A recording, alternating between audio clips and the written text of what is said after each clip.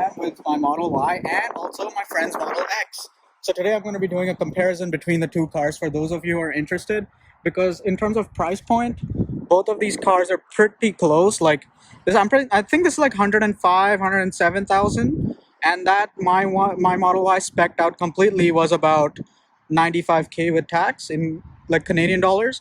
So I'm pretty sure most of you are interested between the comparison of a Model X and a Model Y. So guys, this is the Model Y's key and this is the Model X key, and my friend has put like a case around it. So basically the way this one works is much more cooler than the Model Y's key. So if I press, for example, if I want to open this Falcon door on this side, I just hit this. So there you go, the Falcon door is opening. And then same thing, if you want to close it, you tap it, it closes. The trunk you can open the same way, double tap, the trunk opens. Yeah, so that's the very basics of this key. So that's one different thing between the two cars.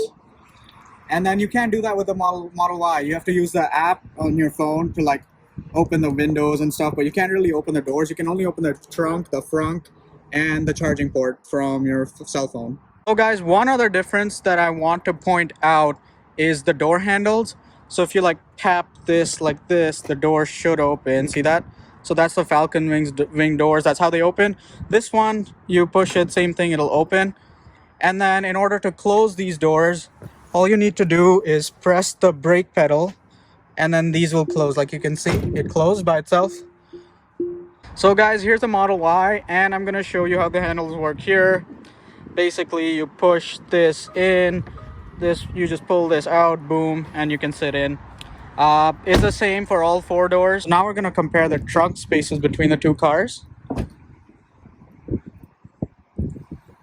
So this is the cargo area for the Model Y. You can see it's pretty spacious, and then you can just press these, fold the seats down. That's a lot of cargo room. And then with the Model X, you can see there's enough cargo room as well. This is the 7-seater version, so we have seats back here. And you can, of course, fold these down and then have more space as well. You could have as much space as the Model Y. Of course, the way you close these trunks is the same.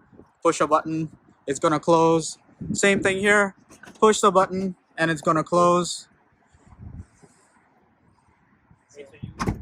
In terms of the legroom, as you can see, I'm sitting in the Model X.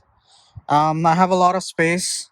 I am 5'5", and it seems to be fine. So I'm pretty sure a 6-foot person can get in here, because look at the amount of room between my knees and the back seat.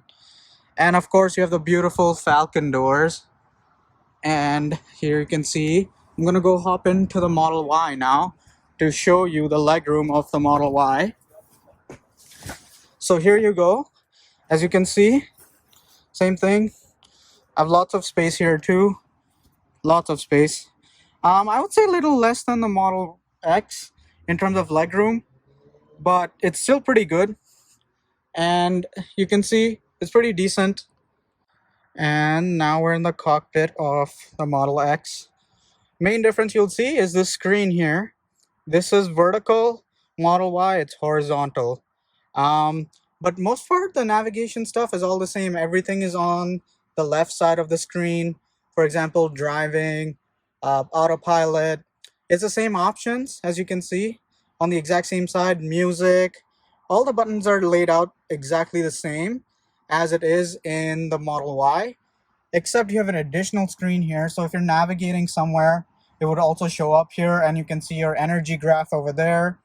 You can see your range and temperature over there. Whereas on the Model Y, everything is displayed along the top over there if you were in the Model Y. Other than that, one other major difference is look at the roof here. Look at this. It goes way up, all the way till there. Like you can see how like long it is, right? So that's like another different kind of a view. Makes you feel like you're in a spaceship. Now entering the Model Y, you can see, yeah, it's beeping because I left the headlights on, but you can see legroom's pretty good. So here you can see there's like a small crack on my windshield. That's going to be a separate video. But ignoring that, there's no like the roof that sweeps up for the front passengers. But instead, you have a massive glass roof here. So that's one difference. And it's honestly up to you which interior you prefer. Like Model X has that dash on the inside. This one, nothing. Everything is displayed here. Your speed is also displayed here. Like I said, temperature and all those other things are displayed up here. And then you can check out your energy graph by going into energy. Whereas on that, you could see it there, and you could see it here as well on the Model X. So guys, this is the front of the Model X. You can see, I feel like this is already a much bigger storage space than the Model Y. So now here you can see, like, I feel like you could fit like maybe like two backpacks in here, like two small suitcase sort of things in like this direction basically. But now if you walk over to my Model Y, you will see like there's barely any storage space here. Sorry about this. This is my microfiber cloths for cleaning stuff. But if you notice here, it feels a little bit smaller in my opinion. But also it's a slightly smaller car, so that's kind of expected. But if you're more into storage space, specifically like if you mainly use a car for getting groceries, then I guess the Model X should be your choice, because you could fit more stuff easily in the front. In here, there's a little bit less storage space. Also, if you're carrying 7 passengers, if that's the config you want, 7 passengers, go for the Model X. But if you want like a 5-passenger one for now, you can get the Model Y. There's going to be a 7-passenger config in the Model Y, but I think that'll be too crammed. So it's up to you to pick which one fits your family's needs. Guys, these are the 20-inch wheels. And then you can see on the Model Y also, these are also 20-inch wheels. I got them upgraded, but if you get the standard Model Y with the standard wheels, you'll probably get like the 19-inch wheels. And this also has an air suspension. So like I'm going to show you now, this is on the lowest setting. And then you could see like it's going to go up. Here you can see it's like rising up. Yep, it keeps going. And then you could see like on the Model Y, there's no such thing as an air suspension. There's no air suspension here at all. It's just standard.